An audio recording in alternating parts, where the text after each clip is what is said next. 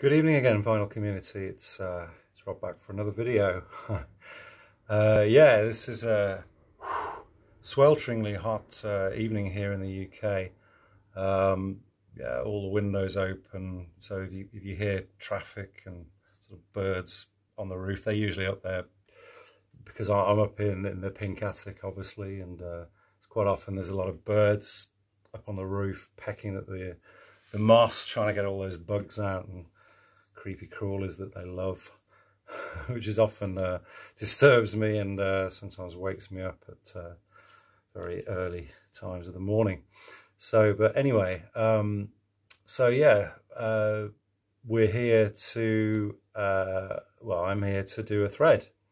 And this is a thread that's been started by Edwin in Canada, who goes by the VC name of Pretty Green Vinyl Guy. I'm sure you all know him. He's been around for a long time, has great taste in music, very wide, eclectic tastes, like a lot of us. Yeah, and he's a nice guy, and you know, he comes out with some interesting videos and concepts for videos, and this one is no exception. And it sort of, you know, piqued my my interest. So yeah, so what is it? Well, he's challenged us to come up with our 10 greatest album closing songs. And it's like he's asked, what are yours? Or mine specifically. So yeah, I mean, the album, you know, we've all got our favorite albums, and you know, I suppose the first track on an album and the album's closing track are almost the two, probably in some ways, the most important tracks or songs on the album, because the first one, I guess, draws you into the story of the album.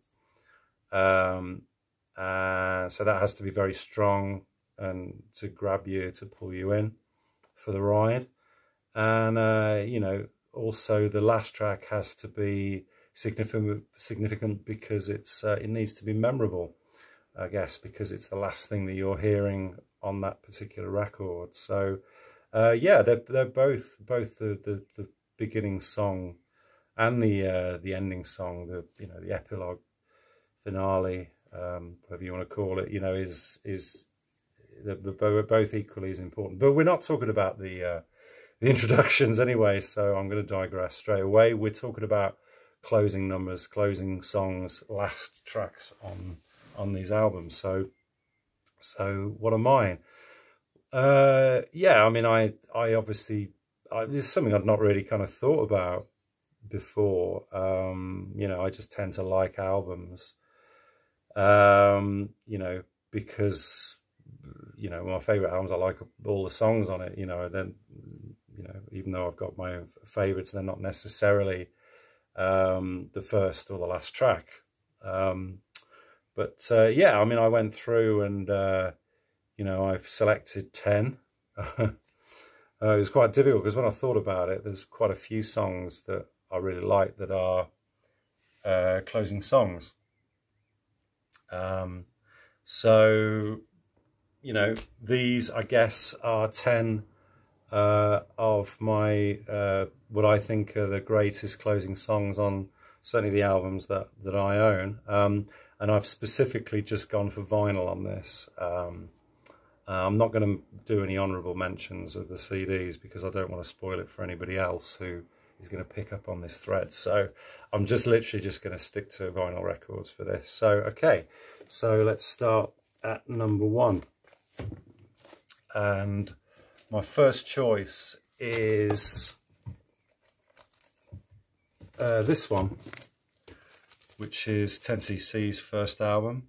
Yeah, I'm a big fan of 10cc. Love all their particularly their early output, and with Godly and Cream. That's something I'll mention before in other videos. But for me, the last track on this, which is Fresh Air for My Mama, yeah, it's just a killer way to end an album. You know, it's this kind of epic ballad with loads of reverb on the vocal. I think it's Kevin Godley tends to do the really sweet, sort of epic, almost big romantic songs of 10cc's, you know, because he has this wonderful croony sort of timbre to his voice, you know. But yeah, it's an absolute killer last track. Yeah, I mean, the great thing about 10cc albums is that they're so cheap to pick up. You know, you see them all the time. Yeah, conditions usually questionable, but you know, you can pick them up for a couple of quid. You know, and they're just fantastic records, and I think a very important band in the development of pop music, certainly in the 70s anyway. Okay, my second choice is off Procol Harum's third album, I think. This is A Salty Dog. It's actually not a salty dog, it's a twofer, which has the first album, White Shade of Pale, and this all in one, but these are a very cheap and inexpensive way to pick up these albums. I'd love to get an original in good condition of this on the, I think it's the Regal Zonophone label, I think. But yeah, I mean, this is a great album. I really like this. But the last track is a great closer on this, which is called Pilgrim's Progress. And you know, I mean, they're sort of very renowned, aren't they, Procol Harum, for their sort of the nautical references all the time, and just these wonderful classical overtones with you know, the keyboards and everything, and you know, it's almost like hymn-like for most of the song, and then right at the end it goes into this fantastic coda. Those of you, I'm sure there's quite a few of you that know it, almost like a kind of soul stomp with sort of hand claps and piano chords, and just this wonderful sort of vocal going off into the distance as it fades out, and this kind of bell, like a you know, like a ship's bell, and it's just haunting and beautiful in my opinion. Really, really good. So I love that. So that's my second choice. My third one, I nearly put in Bohemian Rhapsody, but of course it isn't the last track, is it, off this album, because you've got God Save the Queen. That, I don't know why they put that up. I really hate God Save the Queen. No, I don't know, but there you go. So this is my choice. This is She Art Attack, which is another album I'm showing yet again. But yeah, for me, the closer on this, In the Lap of the Gods, revisited, just, well, it's just really powerful. I mean, you've got the song Stormtrooper in stilettos beforehand, that sort of peters out, you know, this kind of drums, you know, you got Roger Taylor with those sort of tom-toms with rolling, and then this guitar sort of note that sort of echoes, and just the sustain, Brian May, and sort of this deep breathing, you know, like sort of thing, and then all of a sudden it stops, and that in a way would have made kind of an ideal ending, but then it just, Freddie Mercury's voice comes in with this, it's so easy, and it just goes into this wonderful, just for me, it's almost like my favourite Queen song. I love In the Lap of the Gods revisited. Superb. And then you've got the whoa whoa la la la's at the end, you know, almost like a sort of, you know, football chant kind of thing, you know, that just goes, oh, whoa, whoa, and it's just epic in every sense of the word. And then of course this huge explosion at the end, which fades out, and yeah, you don't get many, well, for my money, you don't get many better closing songs than that. Okay, then next we have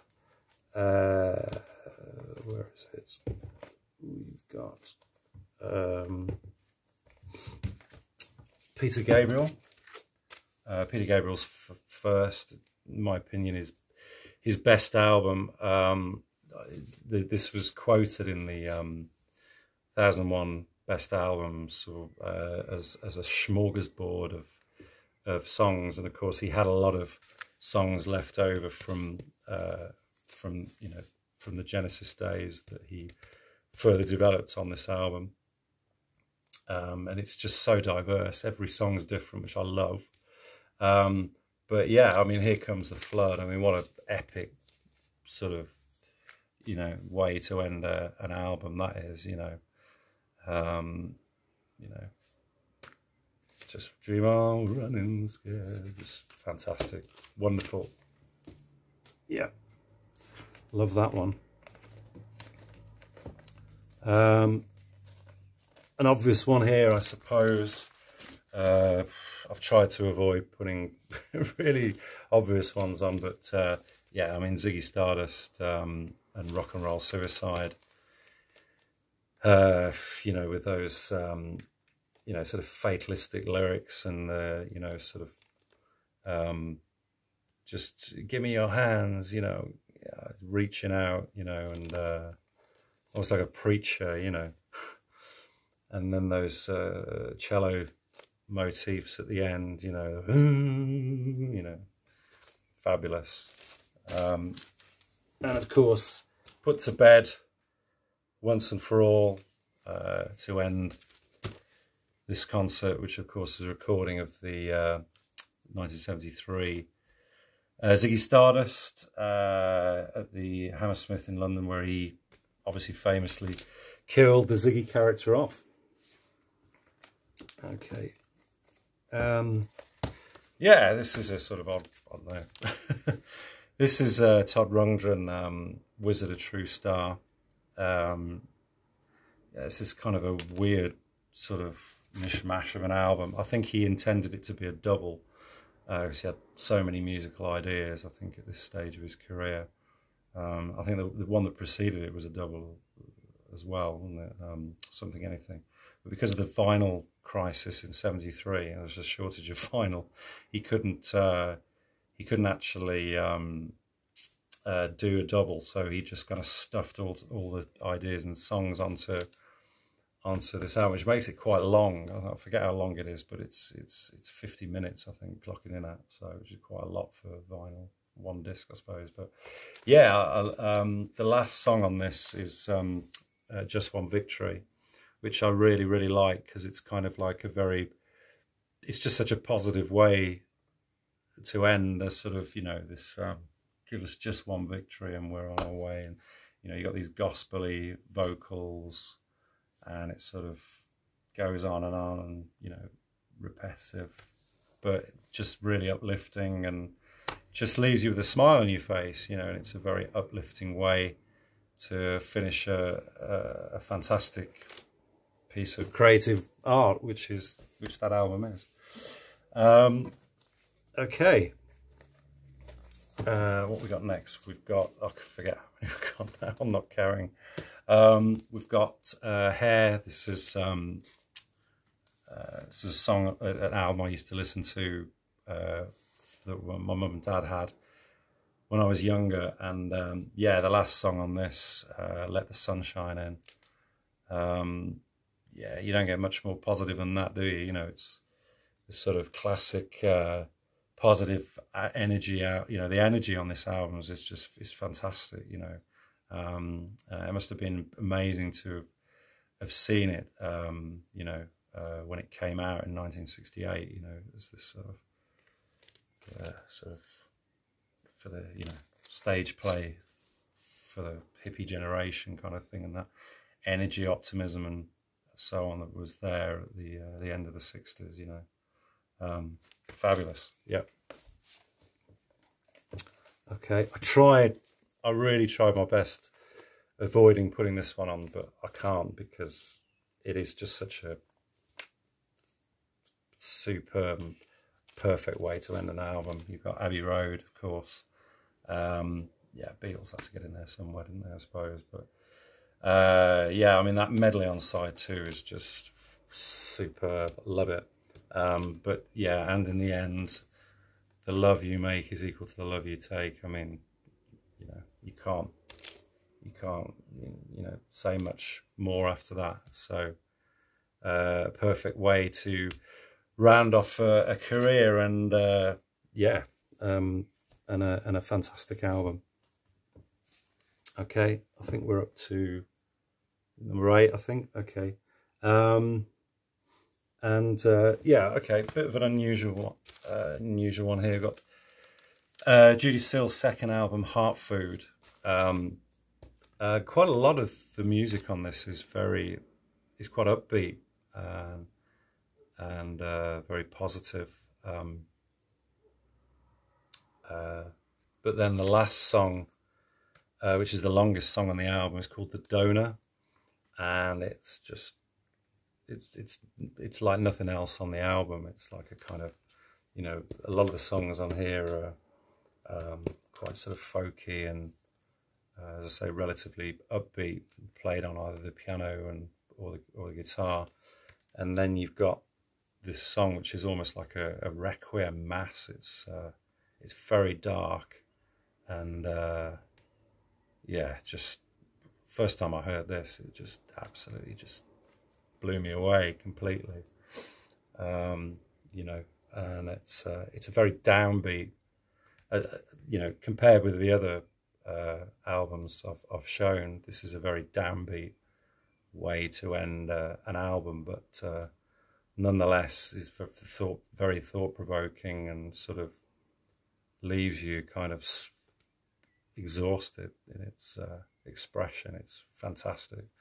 But all of Judy Seal's work, in my opinion, is superb. So yeah, well worth checking out that album, or even a debut, particularly if you haven't heard it. They're both great.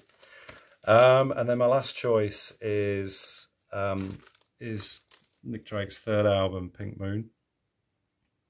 And yeah, I mean, this album, albeit it's not even 30 minutes long, but you've got all this stark darkness, you know, and it's just sort of painful. A lot of the tracks, you know, beautiful but painful, you know, because darkness can still be beautiful, and there's very little optimism, to be honest. But then the last song is a song called From the Morning, and there is just that glimmer of, where you think that's that glimmer of hope and positivity there when Nick sings, and now we rise and we are everywhere. You know, it's just beautifully, wonderfully poetic, and yeah, what a you know, what a line. You know, that's just fantastic. So yeah, but yeah, we all know and love Nick Drake, and nothing more to be said there. So that's it, guys. That's my 10. Sorry if I rambled on a bit with some of those, but yeah, thanks again to Edwin for starting this thread. Go and check his channel out if you haven't already. Yeah, I mean, I'll be back soon, hopefully, with another video. So keep cool, guys, and enjoy the warm weather here in the UK anyway. So can't speak for the rest of the world, but wherever you are, guys, have a great evening, and all the best. Take care. Bye-bye.